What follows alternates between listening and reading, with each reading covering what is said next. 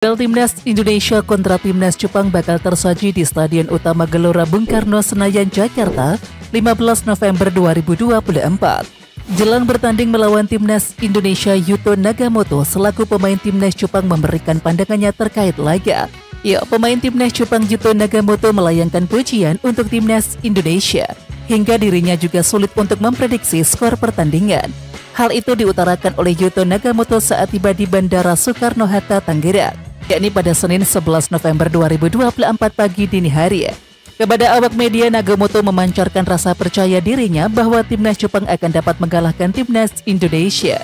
Pemain berusia 38 tahun tersebut merasa pede bahwa Timnas Jepang menang atas Timnas Indonesia karena skuad Samurai Biru lebih kuat. "Kami akan menang," kata Yuto Nagamoto kepada awak media. "Kami adalah tim yang kuat, sangat kuat. Itu sebabnya kami akan menang," sambung mantan pemain Inter Milan tersebut. Sombong amat. Meskipun percaya diri menyebut Timnas Jepang bakal menang atas Timnas Indonesia, Yuto Nagamoto tetap memberikan pujian untuk skuad Garuda. Nagamoto menyebut bahwa Timnas Indonesia sudah berkembang ke level yang lebih baik. Lantas, seperti apakah potensi pertandingan Jepang-Indonesia nanti? Kita akan ulas head-to-head kartu as Jepang versus Indonesia. Senin 11 November, atau 4 hari sebelum hari H, pertandingan Indonesia versus Jepang dimainkan. Deretan pemain kedua tim akhirnya tiba di Indonesia. Sebagian pemain Timnas Indonesia sendiri sudah terlebih dahulu tiba, seperti Pas, Sandi, hingga Justin Hibner. Dengan para pemain Liga 1 lainnya juga sudah berkumpul dan akan memulai atau menjalani latihan hari ini. Sementara pemain dari Eropa lain yang masih main di klubnya hari Minggu, diperkirakan ada yang tiba pada tanggal 11 hingga tanggal 12 November. Gak jauh beda dengan Timnas Indonesia, pemain Timnas Jepang pun tak datang sama-sama.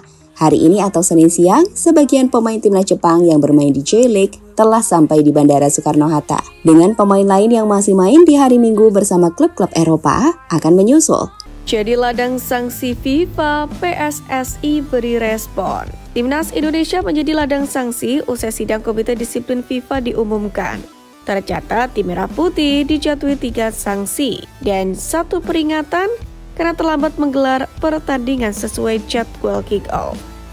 Timnas Indonesia sendiri mendapatkan peringatan dari FIFA karena telat menggelar pertandingan melawan Australia di SUGBK Jakarta pada 10 September. Tak ada sanksi yang diberikan imbas pelanggaran ini. FIFA kemudian melayangkan denda 10.000 Swiss franc atau setara 179,3 juta rupiah. Sanksi diberikan karena Indonesia menyebabkan kick-off laga China versus Indonesia telat, yakni dari jadwal kick-off. Selain itu, FIFA juga menjatuhi sanksi kepada manajer Timnas Indonesia Sumarji sekaligus asisten pelatih Timnas Kim Jong-jin karena melakukan protes berlebihan, yakni usai laga lawan Bahrain versus Indonesia. Sumarji sendiri dilarang mendampingi skuad Indonesia selama 1 pertandingan. Selain itu, Sumarji juga didenda 5.000 Swiss franc atau 89,5 juta rupiah. Adapun Kim Jong-jin dijatuhi hukuman mendampingi Timnas Indonesia sebanyak 4 pertandingan. Ia juga didenda 5.000 Swiss franc atau 89,5 juta rupiah. Menanggapi deretan sanksi itu, anggota Komite Eksekutif PSSI Arya Sinulinga menegaskan pihaknya patuh pada sanksi yang dijatuhkan oleh FIFA. Ia pun mengaku PSSI akan melakukan evaluasi terkait hal ini, khususnya terkait problem telat melakukan kick-off pertandingan.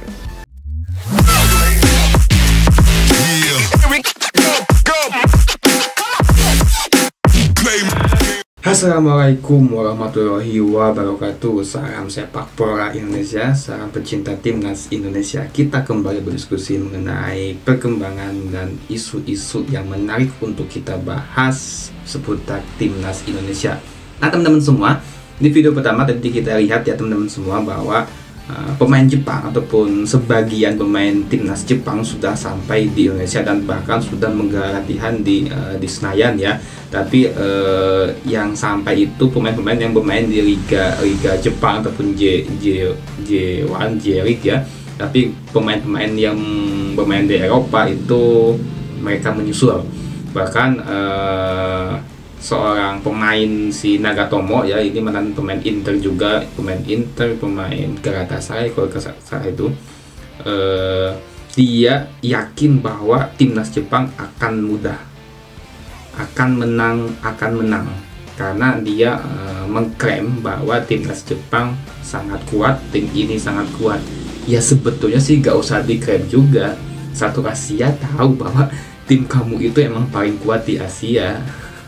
Jadi dan di sisi lain juga dia memberikan pujian kepada timnas Indonesia, yang dimana emang dia melihat timnas Indonesia itu memiliki perkembangan yang begitu pesat ya, terutama dengan materi pemain diasporanya, keturunannya, hingga timnas Indonesia itu bisa tembus ke babak 3 kualifikasi Piala Dunia, bahkan menjadi kuda hitam, mampu bersaing untuk mendapatkan poin. Sejauh ini ya timnas kita Indonesia baru mengalami 1 kekalahan, belum pernah memenangkan sekalipun. Ya mudah-mudahan antara Jepang ataupun Arab Saudi kita bisa menang ya, lawan kemustahilan. Tapi ya magisnya sepak bola itu bukan matematika, semua bisa terjadi. Terus yang kedua juga teman-teman semua, hal yang sama juga dihadapi oleh timnas kita ya. Jadi mayoritas yang bermain di Liga 1 itu emang sudah pada berkumpul, tapi pemain-pemain yang bermain di luar negeri ataupun di Eropa itu sama juga dengan pemain Jepang ya, belum berkumpul ke Indonesia. Seperti Miss Hilgers juga kan, dia baru bermain di FC Twente, ataupun siapa si Kevin Dix juga, dia kan baru bermain di Liga Eropa ya. Jadi hal yang dialami timnas Jepang dialami juga oleh timnas Indonesia. Terus yang ketiga teman-teman semua, ini ada kabar buruk ya. Kabar buruk artinya ini Indonesia mendapatkan beberapa sanksi-sanksi dari FIFA, berupa sanksi seperti hukuman uang.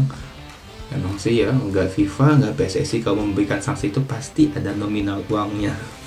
Emang butuh duit sih. Ada beberapa yang mendapatkan sanksi ya, seperti Pak Sumarji ya, manajer timnas, waktu lawan Bahrain emang dia melakukan protes keras sehingga dia mendapatkan kartu merah langsung oleh wasit ketika waktu itu kita gagal menang. Emang kesel sih satu Indonesia ya, itu wasit konyol banget sih buat Pak gitu.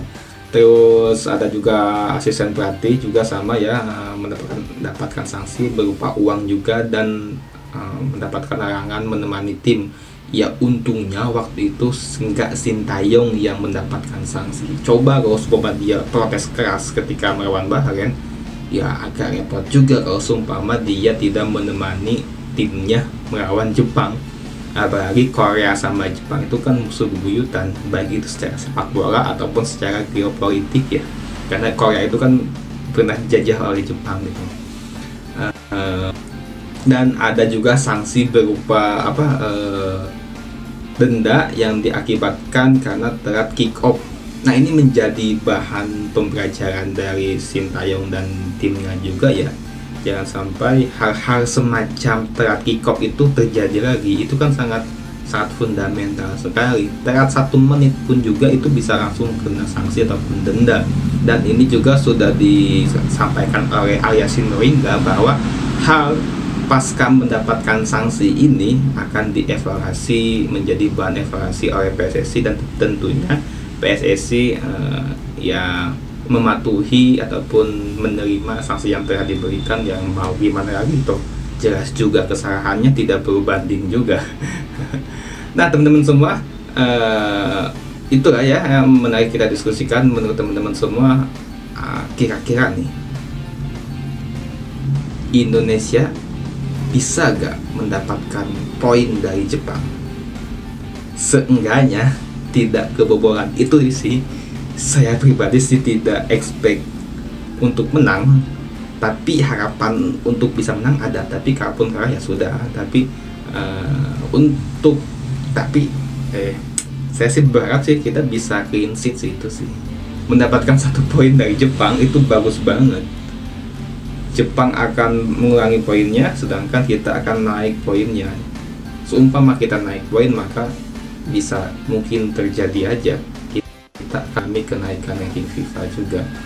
karena Jepang ini sudah dipastikan pasti akan lolos peringkat 1 ataupun 2, karena poinnya aja itu jauh, poin 9 ya, sedangkan kita ada di poin berapa? Kita di poin 3, masih jauh ya. Sepak bola tidak berbicara tentang matematika, tapi berbicara tentang yang terjadi di lapangan. Adu strategi, taktik, dan mentalitas pemain itu sangat betul-betul mempengaruhi.